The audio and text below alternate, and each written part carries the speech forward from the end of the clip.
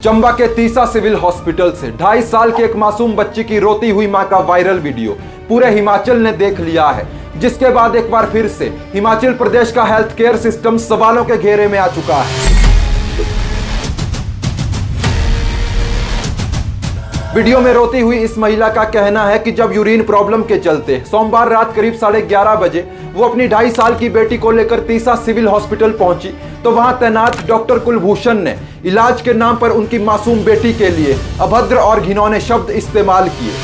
क्या सोची है, बोला 2.5 साल की बच्ची के लिए उंगली डाली है। और दूसरी तरफ डॉक्टर कुलभूषण का कहना है कि उन पर लगाए गए सभी आरोप झूठे और बेबुनियाद हैं।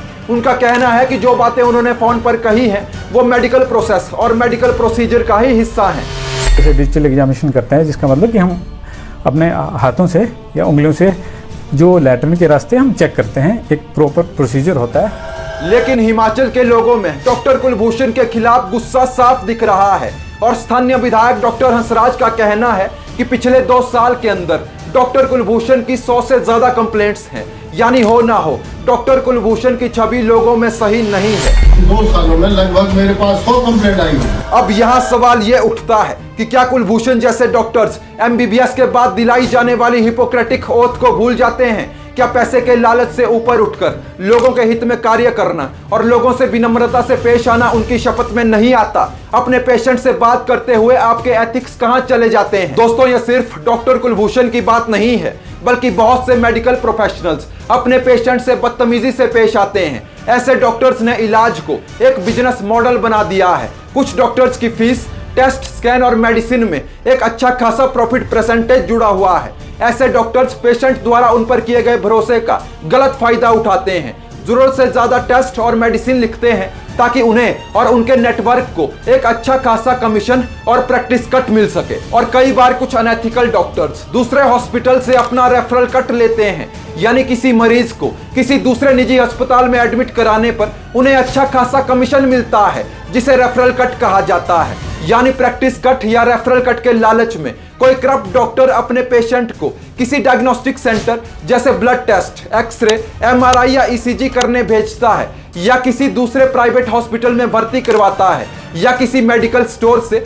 मेडिसिन लिखवाता है, तो बदले में उस डॉक्टर को इन सब से एक फिक्स परसेंटेज दिया जाता है, जो कि 10 से 40% तक हो सकता है। दोस्तों, ऐसे डॉक्टर्स पेशेंट्स की लाचारी का गलत फायदा उठाते हैं, क्योंकि उन्हें पता है कि डॉक्टर पेशेंट से बीमारी की हालत में कुछ भी कहेगा तो पेशेंट डॉक्टर से कोई सवाल नहीं करेगा। लेकिन यहाँ पेशेंट का अवेयर रहना बहुत जरूरी हो जाता है कि वो हर टेस्ट के लिए पूछे कि ये क्यों जरूरी है, हर एक दवा के बारे में पूरी जानकारी ले, और अगर कोई डॉक्टर अभद्र व्यवहार करता है तो उसकी शिकायत स्टेट मेडिकल काउंसिल में करे। अब यहाँ सवाल ये उठता है कि डॉक्टर्स द्वारा की गई अनएथिकल प्रैक्टिसेस कानूनी रूप से कहां तक सही हैं? दोस्तों, कोई भी डॉक्टर कमीशन, प्रैक्टिस कट या रेफरल फीस नहीं ले सकता। ऐसा करना अनएथिकल और पनिशेबल ऑफेंस माना जाता है। ऐसा करना इंडियन मेडिकल काउंसिल के कोड ऑफ एथिक्स रेगुलेशन 2002 का सीधे तौर पर उल्लंघन है, और ऐसा करने पर इंडियन मेडिकल काउंसिल की धारा 6.4 के तहत डॉक्टर का लाइसेंस रद्द किया जा सकता है। लेकिन आज सभी डॉक्टर्स ऐसे नहीं हैं। आज भी बहुत से डॉक्टर्स अपने मरीजों की सेवा, फ्री कैंप्स और इमरजेंसी ड्यूटीज में दिल से काम करते हैं, अपने पेशेंट से विनम्रता से बात करते हैं। यानी सभी डॉक्टर्स उनके द्वारा ली गई हिपोक्रेटिक ओथ का उल्लंघन नहीं करते। लेकिन कुलभूषण जैसे कुछ डॉक्टर्स की वजह से सभी मेडिकल प्रोफेशनल्स की छवि पर बुरा असर पड़ता है, जो कि बिल्कुल भी सही नहीं है। बहुत बहुत धन्यवाद।